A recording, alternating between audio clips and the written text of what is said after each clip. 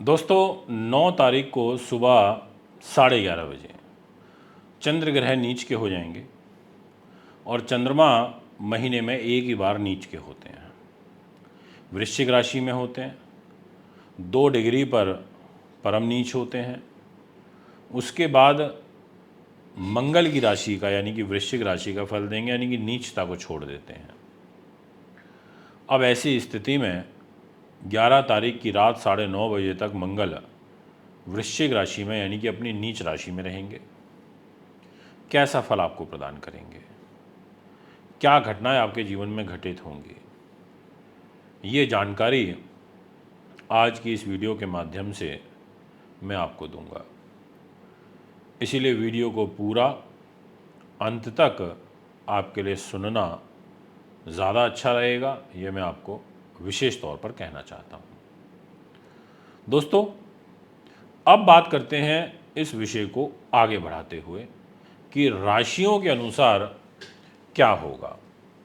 तो सबसे पहले आप ये समझ लीजिए कि चंद्रमा जो मन के कारक हैं, मन के अधीन हमारी इंद्रियां होती हैं, और सबसे इम्पोर्टेंट बात कि चंद्रमा को गुरु का बल प्राप्त होगा। जी हाँ, गुरु का बल प्राप्त होगा। किसको? चंद्रमा को। तो ऐसी स्थिति में गुरु अपनी जब ताकत चंद्रमा को ट्रांसफर करेगा, या ये कहें कि दृष्टि से देखेगा, तो जो चंद्रमा के नकारात्मक प्रभाव हैं वृश्चिक राशि में रहते हुए, उनके फल में, बुरे फल में कमी भी आएगी। तो सबसे पहले आपको सादर प्रणाम करता हूं। अगर आप हमारे YouTube चैनल पर नए हैं तो चैनल को सब्सक्राइब, फॉलो अवश्य करें। हमारे फेसबुक पेज से जुड़ें, इंस्टा से जुड़ें, और तुला राशि से शुरुआत करेंगे। आपकी राशि के जो स्वामी हैं वो शुक्रदेव बनते हैं। शुक्र ने कहा कि मैं आपकी राशि का स्वामी हूँ और मैं नीच का होकर के 12वें स्थान में हूँ, और 12वें घर में शुक्र का नीच होना वैसे तो ठीक नहीं है, और चंद्रमा का धन के घर में नीच होना। तो अब चंद्रमा के पास क्या है? कैरियर। वो कैरियर लेकर के नीच हो गया। तो आपको 9 तारीख को तो विशेष ध्यान रखना पड़ेगा। 10 और 11 तारीख में ऐसी कोई खास चिंता वाली बात नहीं है, यानी कि चंद्रमा का बल आपको प्राप्त होगा, आपका कैरियर के स्वामी के रूप में होगा, ये मैं आपसे कहना चाहता हूँ। और बस इमोशनल भावुक मत होकर के डिसीजन लेना, यही आपको नुकसान पहुँचाएंगे, अन्यथा मुझे आपके लिए अच्छा नज़र आ रहा है। बात करेंगे नेक्स्ट राशि की, और नाम रहेगा धनु।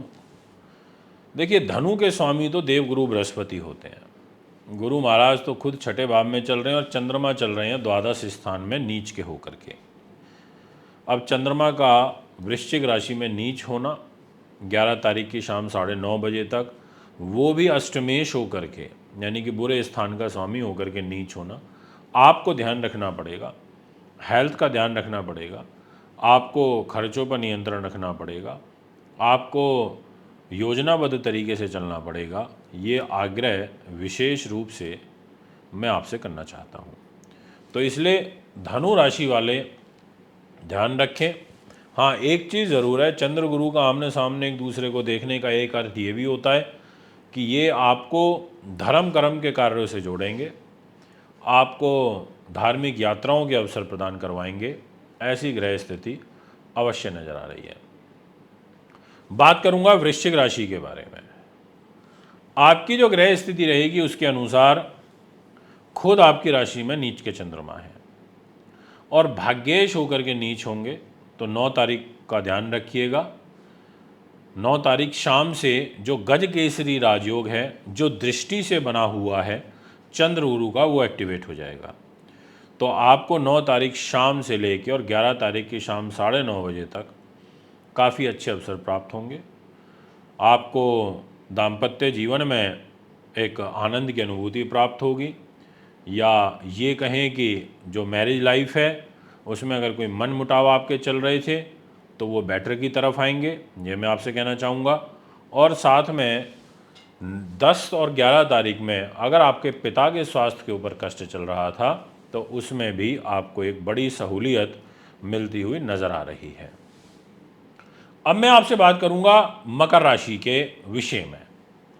मकर राशि, चंद्र गुरु एक दूसरे की दृष्टि में और दाम्पत्य जीवन के स्वामी होकर के लाभ के घर में चंद्रमा का नीच होना और गुरु की दृष्टि में आना एजुकेशन के लिए, लाभ के लिए, यात्राओं के लिए, विदेश यात्राओं के लिए, बड़े भाई बहनों से सहयोग सपोर्ट के लिए, इन सभी चीज़ों के लिए काफ़ी अच्छा रहेगा, ये मैं आपसे कहना चाहता हूँ। इसके अलावा चंद्र गुरु जब एक दूसरे को देखते हैं तो यहाँ पर ज्ञान भी बढ़ता है, यहाँ संतान से भी सुख प्राप्त होता है, संतान पक्ष से भी लाभ प्राप्त होगा, इसलिए ज़्यादा खास ऐसी चिंता वाली बात नहीं नज़र आ रही है। अब मैं आपसे बात करूँगा नेक्स्ट राशि के बारे में और वो रहेगी मीन। मीन के जातकों, आपके लिए जो ग्रह गोचर बन रहा है उसके अकॉर्डिंग आपके भाग्य के घर में चंद्र ग्रह नीच के हो जाएंगे और वो भी एजुकेशन को लेकर के होंगे। तो 9 तारीख को आपका कंसंट्रेशन भंग होगा, ध्यान प्रॉपर आपका नहीं लग पाएगा पढ़ाई लिखाई में, आप विचलित जल्दी हो जाएंगे, आप ज़्यादा डिस्टर्ब रहेंगे, ऐसा ग्रह योग दिखाई देता है। और इसके अलावा आपका जो सूर्य बुध है वो भी छठे भाव में बैठा है, तो हेल्थ रिलेटेड प्रॉब्लम भी रहेंगी, बट गुरु का बल मिलने के कारण विपरीत हालातों में भी आप अपने आप को बाहर निकाल लेंगे और चीज़ों को ईज़िली मैनेज भी कर लेंगे, ये योग मुझे यहाँ दिखाई देता है। यदि मैं बात करूँ कुंभ राशि के बारे में, जो कि शनि की राशि है, शनि खुद अपनी राशि में बैठा हुआ है, शश महापुरुष राजयोग बना के बैठा है, सूर्य भी अपने घर में बैठा है मैरिज लाइफ के घर में, गुरु और चंद्रमा केंद्र में आ जाएंगे तो गज केसरी राजयोग बनेगा।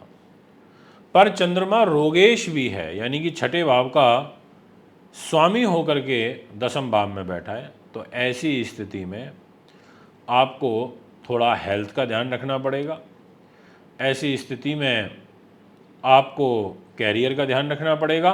बट गुरु देख रहा है तो गज केसरी राजयोग 9 तारीख को शाम 4 बजे के बाद से ये एक्टिवेट होगा और इस राजयोग से भी आपको लाभ प्राप्त होंगे। बस दिक्कत क्या है, एक शुक्र का नीच होना और दूसरा आपके लिए चंद्रमा का एक 9 तारीख को शाम 4 बजे तक थोड़ा नेगेटिव रहना, नेगेटिव थॉट्स सोच आना। दोस्तों, ये है आपका ग्रह फल। अगर आप भी कुंडली बनवाना, दिखवाना, पूजा पाठ या रत्न रुद्राक्ष लेना चाहते हैं तो संपर्क कर सकते हैं। अभी मैं आपसे इजाज़त चाहता हूँ। नमस्कार।